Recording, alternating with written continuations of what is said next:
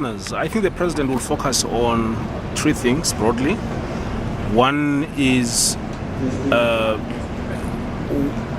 what we should be celebrating on in terms of the two decades of freedom, and I'm sure he will dwell on those areas that he thinks that South Africa has done great on, from reconciliation to the economy being resilient. We know what's going on in Europe, for example, the economic crisis internationally, and ours is still very strong.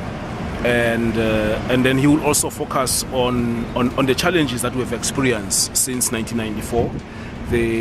People are still striking for services, and that those will be sort of genuine issues.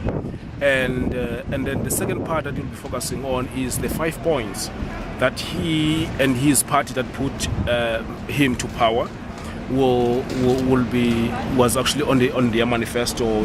The issues of corruption and crime, education and health, issues of rural development, to sort of try to find challenges and the balance of the urbanization and the urban growth and the emptiness in terms of the villages. People are moving, the whole issue of urbanization. I think you'll focus on that and what we need to do to grow the rural economy. And the issues of the paradox of economic growth and unemployment. As I said, that the economy is growing, and so is unemployment is growing, poverty is actually growing.